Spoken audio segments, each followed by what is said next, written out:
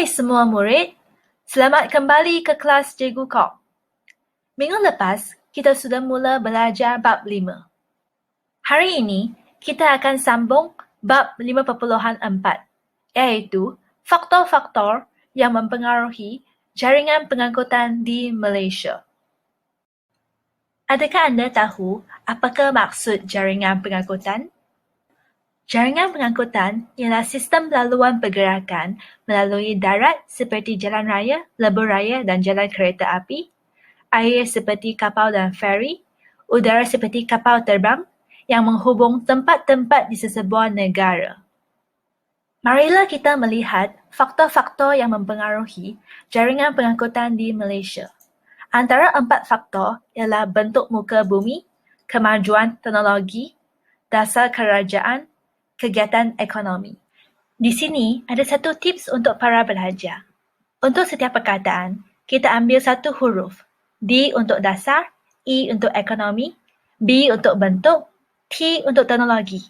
Dan ini, kita menggunakan akronim DEBT untuk ingat 4 faktor ini.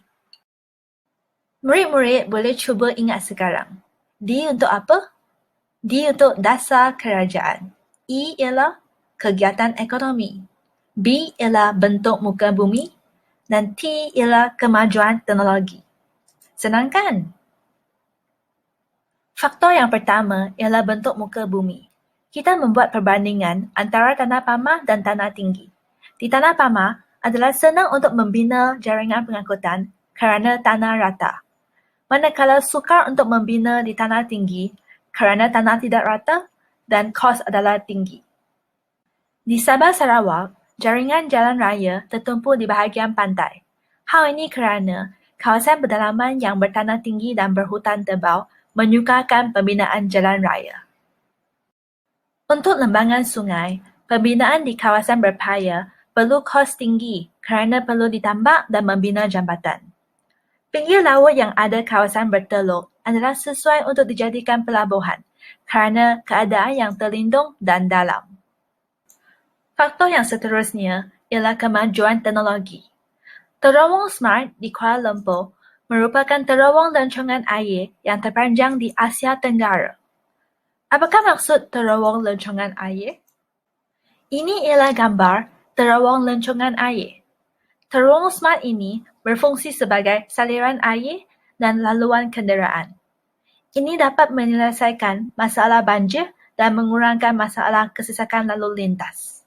Teknologi juga digunakan untuk membina jambatan seperti Jambatan Pulau Pinang yang juga dinamakan sebagai Jambatan Sultan Abdul Halim Muazzam Shah yang merupakan jambatan terpanjang di Malaysia 24 km.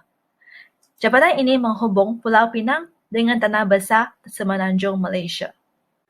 Malaysia juga ada teknologi untuk membina lebuh raya seperti lebuh raya Timur Barat yang merentasi tanah tinggi dan sungai.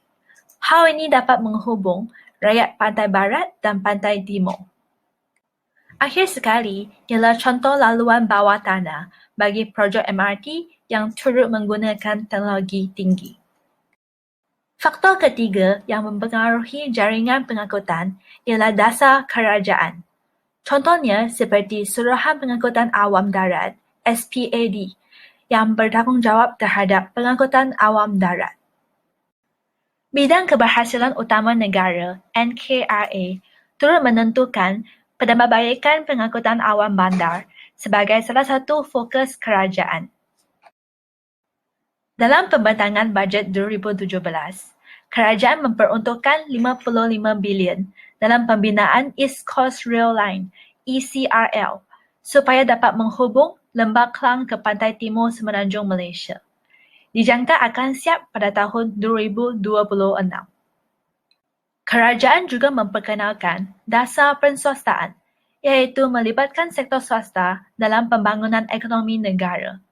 Contohnya seperti Plus Berhad yang membina lebuh raya Utara Selatan dan Prasarana Malaysia Berhad yang menyediakan perkhidmatan LRT dan bas. Faktor yang keempat ialah kegiatan ekonomi. Jaringan pengangkutan dibina di kawasan yang terdapat sumber mineral dan kawasan pertanian. Contohnya, dibina di Bintulu dan Kertih yang ada sumber petroleum dan juga Kedah yang ada sawah padi. Jaringan pengangkutan dibina di tempat-tempat ini supaya dapat memudahkan kerja penghantaran, pemprosesan dan pemasaran. Kawasan yang giat dengan kegiatan ekonomi seperti perniagaan, perdagangan, perindustrian dan pelombongan mempunyai jaringan pengangkutan yang padat seperti Georgetown, Lembah Kelang dan Ipoh. Okey murid-murid, kita sudah habis belajar bab 5.4. Sekarang tibalah masa sesi uji diri. Soalan pertama, nyatakan faktor-faktor yang mempengaruhi jaringan pengangkutan di Malaysia. Soalan kedua, bagaimanakah kemajuan teknologi mempengaruhi jaringan pengangkutan di Malaysia? Jelaskan. Yang ketiga, pada pendapat anda, mengapakah jaringan pengangkutan dibina di kawasan yang giat dengan kegiatan ekonomi? Itu sahaja untuk kelas hari ini. Terima kasih.